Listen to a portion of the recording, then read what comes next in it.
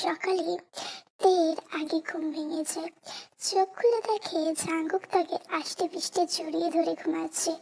তে জাঙ্কুকের ঘুমন্ত মুখের দিকে তাকিয়ে মনে মনে বলে, ইস, লোকটা কতই না সুন্দর। ঘুমন্ত অবস্থায় ওনাকে আরো বেশি সুন্দর লাগছে।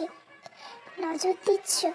আচমকা জাঙ্কুকের কথা শুনে তে একটু ঘাবড়ে যায়। মানে?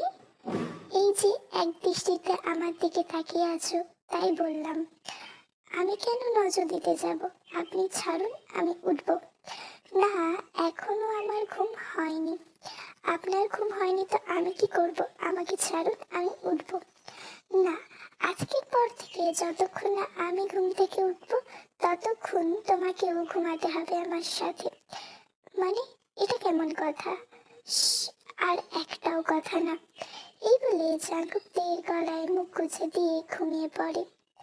অন্যদিকে জিমিন সুগার উপরে উঠে সুগাকে কোলবালিশ বানিয়ে শক্ত করে জড়িয়ে ধরে ঘুমাচ্ছে। সূর্যের আলো চোখে পড়তেই সুগার ঘুমটা ভেঙে যায়। চোখ খুলে দেখে জিমিন তার উপরে। ঘুমন্ত অবস্থায় জিমিনকে আরো বেশি সুন্দর লাগছে।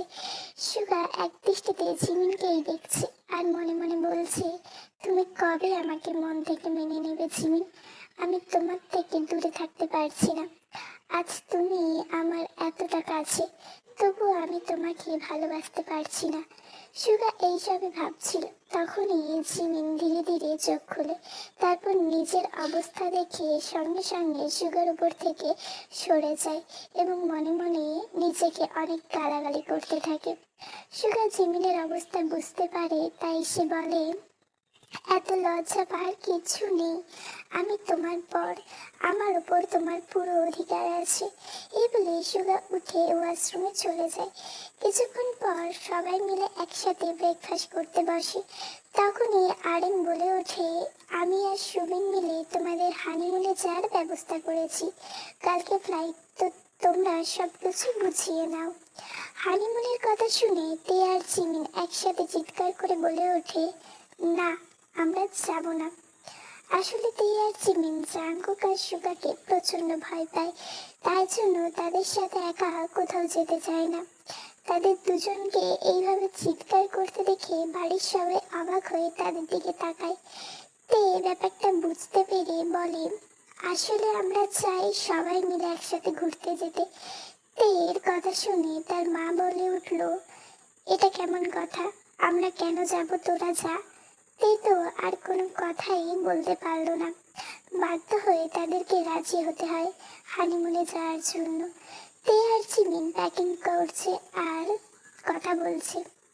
হ্যাঁ রে জিমিন, ওরা তো বাড়িতেই সবার সামনে এত বকাবকি করে, না জানি ওখানে গিয়ে কি করবে।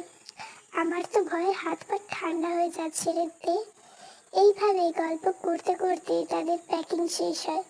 আর অন্যদিকে সুগা আর জাঙ্কুক তাড়াতাড়ি সব কাজ শেষ করছে, কারণ বেশ কিছুদিন তারা কোনো কাজ করতে পারবে না, তাই আগে থেকেই সব গুছিয়ে রাখছে। সব কাজ শেষ হতে হতে প্রায় রাত 12টা বেজে যায়। বাড়িতে এসে ফ্রেশ হয়ে খাবার খেয়ে দুজনে যে যার রুমে চলে যায় এবং নিজেদের বুকে জড়িয়ে ধরে ঘুমিয়ে পড়ে। পরের দিন সকালে জিমিনাতে রেডি হয়ে নিচে নেমে আসে। ড্রয়িং রুমে আগে থেকে সুগা আর জাঙ্কুক অপেক্ষা করছিল ওদের জন্য। ওরা নেমে আসার পরে জাঙ্কুক আর সুগা গাড়ি বের করতে চলে যায়। তে আর জিমিন তো তাদের মাকে জড়িয়ে ধরে কান্না করছে। জিন ওদেরকে সান্ত্বনা দিয়ে বলছে, আরে তোরা কান্নাকাটি করছিস কেন?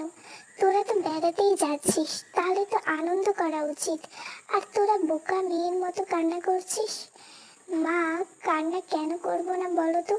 তোমরা তো আমাদের মতো বাচ্চাদেরকে ওই মানুষগুলোর হাতে তুলে দিচ্ছ, আর তোমরাও সঙ্গে যাচ্ছ না। তখন সুবিন ইয়ঞ্জুন বলে, শোনো মেয়ের কথা, হানিমুনে তো বরের সাথে যেতে হয়, ওখানে আমরা গিয়ে কি করব? ওরা বর না, ওরা হচ্ছে হনুমান, বাঁদর, লাল কুমির, কালা ভাল্লুক, ওরা দুনিয়ার সব থেকে বাজে লোক। তের এইসব বলছিল, ঠিক তখনই পিছন থেকে ঝাঙ্কুক বলে, আমাদের সম্পর্কে বলা শেষ হলে এবার আমরা যেতে পারি। চাঙ্গুকের কথা শুনে তে ভয় পেয়ে যায়। তারপর বাড়ির সবাই ওদেরকে বিদায় দিয়ে দেয়। পরপর দুটো গাড়ি ঝড়ের গতিতে বাড়ির গেট পার হয়। একটা গাড়িতে আছে তে আর চাঙ্কুক, আর অন্য গাড়িতে আছে সুগা আর জিমিন। বেশ কিছুটা রাস্তা পার হয়ে যায় নীরবতার মাঝে। তে তো ভয়ে চুপ হয়ে বসে আছে গাড়ির মধ্যে। তেকে এই অবস্থায় দেখে চাঙ্কুক বলে উঠল, তে। বলুন। আইসক্রিম খাবে? না, খাবো না। তাহলে অন্য কিছু খাবে? না। এবার চাঙ্কুক অত্যাধিক রেগে যায়। জোরে গাড়ি ব্রেক চাপে, যার ফলে তে ভয় পেয়ে যায়। ভয়ে ভয়ে চাঙ্কুকের দিকে তাকায়। চাঙ্কুক রাগে দৃষ্টিতে তের দিকে তাকিয়ে আছে।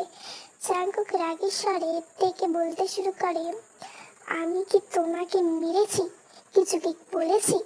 কি হলো, চুপ করে আছো কেন, বলো। তে এবার আরো ভয় পেয়ে যায়। কাঁপাকাঁপি স্বরে বলে, না না তো। তাহলে ভয় পেয়ে আছো কেন? তে ভয় পাচ্ছে দেখে জাঙ্কুক কোমল স্বরে বলে, দেখো তে, আমি তোমার বর, সারা জীবন আমার সাথে কাটাতে হবে। হ্যাঁ, আমি জানি আমি জোর করে তোমাকে বিয়ে করেছি, কিন্তু জোর করে তো স্বামীর অধিকার চাইনি। তাহলে ভয় পাওয়ার কি আছে? এবার চাঙ্কুক তের হাতটা ধরলো, যার ফলে তে কেঁপে উঠলো। চাঙ্কুক তের হাতটা নিজের মুখের সামনে নিয়ে এসে একটা ছোট্ট কিস করে এবং হাতটাকে নিজের হাতের মুঠোয় রেখে গাড়ি স্টার্ট দেয়। অন্যদিকে সুগা আর জিমিনও কোনো কথা বলে না, চুপচাপ বসে থাকে। বেশ কিছুটা রাস্তা আসার পরে হঠাৎ করে সুগা গাড়ি থামিয়ে দেয়। সুগাকে গাড়ি থামাতে দেখে জিমিন অবাক হয়ে যায়। সুগাকে কিছু বলতেই যাবে, তার আগে সুগা তার দিকে এগিয়ে আসছে। জিমিন ভয়ে চোখ বন্ধ করে ফেলে। সুগা এগিয়ে এসে জিমিনের সিট বেল্টটা লাগিয়ে দেয়। কিছুক্ষণ পর জিমিন চোখ খুলে দেখে সুগা তার দিকে তাকিয়ে বসে আছে। জিমিন তাকিয়েছে দেখে সুগা বলতে শুরু করে, প্রথমত আমি তোমার বর, তাই যা ইচ্ছে তাই করতে পারি। আর দ্বিতীয়ত, কাল যদি কিছু করার হতো আর তাহলে ফার্স্ট নাইটেই করতাম। আমি যখন একবার বলেছি তোমার অনুমতি ছাড়া আমি কিছু করব না, তার মানে কিছু করব না, এইটুকু ভরসা রাখতে পারো। এই বলে সুগা গাড়ি স্টার্ট দেয়। এইবারটা এতটাই। যদি তোমাদের ভালো লাগে please like, comment, share and subscribe. Next পার্টের জন্য অপেক্ষা করো, ওকে।